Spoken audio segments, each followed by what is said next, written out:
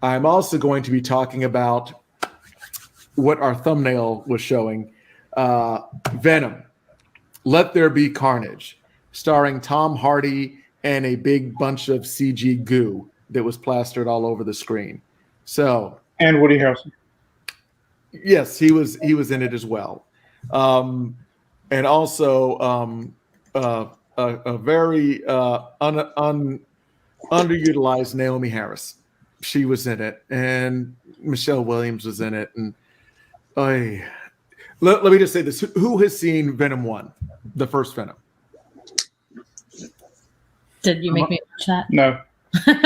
Then no, I haven't seen it. No. No. Okay. No, not yet. No.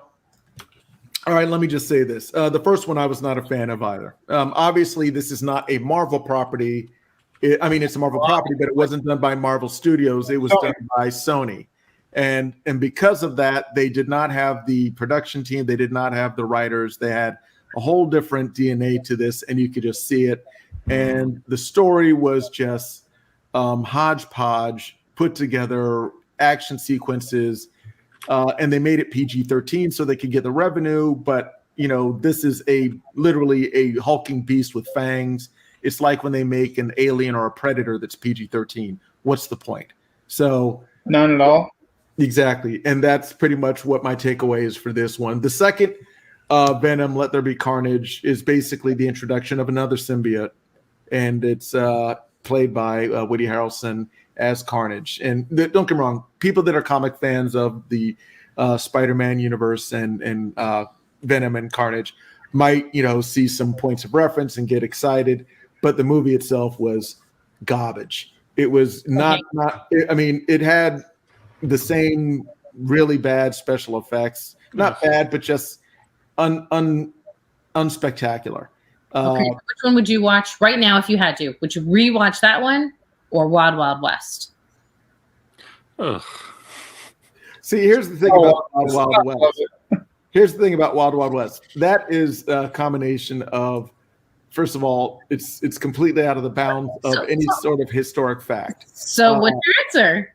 Which one? Yes, because comic book movies are so steeped in reality. Fair enough. I'll tell you They're this. steeped in their own reality. Yes, exactly. What one's entertaining reality, the other one's just still not reality. Okay. One's well, let's at least have horses that are real.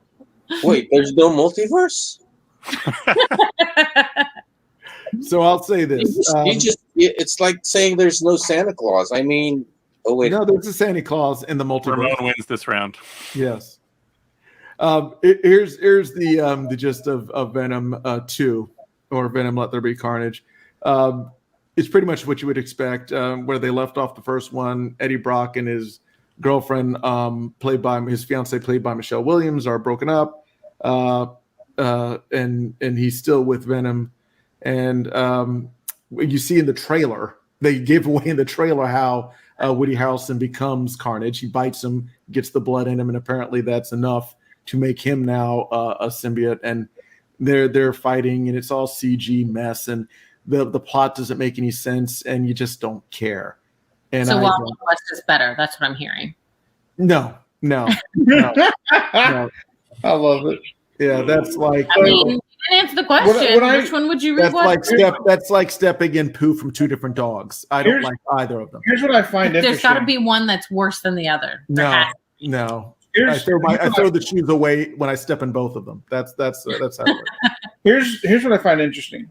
Right before even the first Venom came out, mm-hmm. Fox killed it with Deadpool. Right, rated R comic book movie, was the first rated R movie to make $1 billion. I think so. and it Yeah. took over and it went above Passion of the Christ in the highest grossing R-rated movie in history until what was that movie? It was a couple of years. Wild Wild West. No, Wild Wild West wasn't rated R. Nor was it highest grossing. But okay. Anyway, but the Downton Abbey movie. No, Downton Abbey is not rated R. See, but seeing that's like showing you if you put the right creative team behind it, you can make a rated R movie based on like these anti-heroes, which are what like Deadpool and Venom. Those characters are anti-heroes. They're not villains necessarily. They're just anti-hero. Right. And if they would have had the right creative team, I would still say keep Tom Hardy. Tom Hardy is great in general. Yeah. At least I think so. Yeah. But you just put the right team behind it, and you could make it rated R, and they could have killed it. Yes, I 100% agree. And it wouldn't necessarily had to be with like Marvel Studios and Disney. It just if Sony would actually just put the right team in, they could do it. But I don't know. I feel like it's like the same thing behind DC, right? It's a money grab.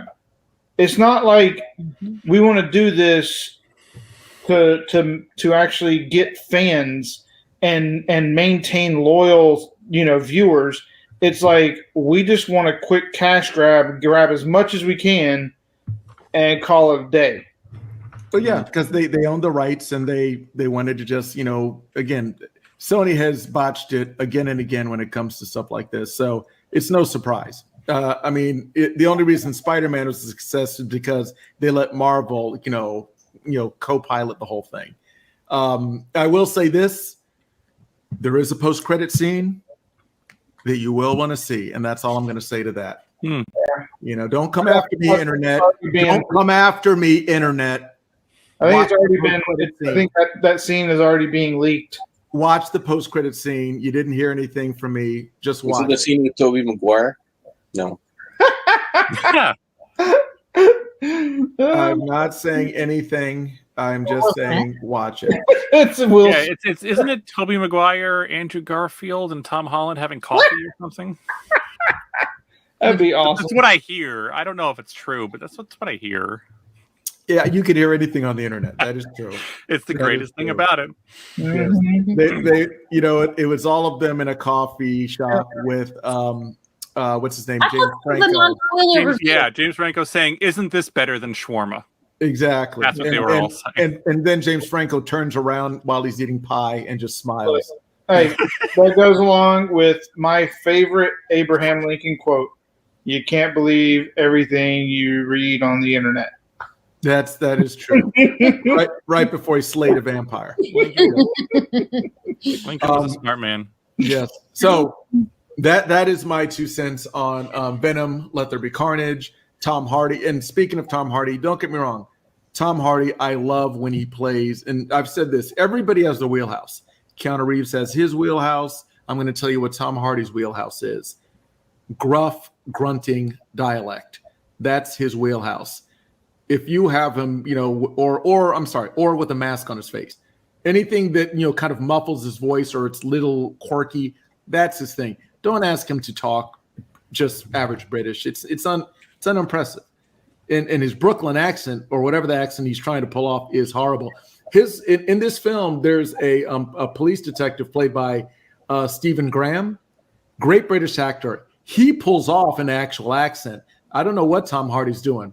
You should just put him in a Bane mask and leave it at that, or have him doing, one of those real thick Cockney accents. But again, I love Tom Hardy. He needs to do something, like Johnny Depp, a character role, to really bring out that skill set. Mm-hmm. What's that? Keanu Reeves. Yeah, he should play Neo. He should play Neo in Matrix 5. And he can do that whole. The whole, the hand thing that Keanu does. Okay, moving on. Sorry, guys. I'll be right back. I did not plug my computer. I got to get my plug. No worries. No worries. We will continue. He's lying. Really, he's going to the bathroom.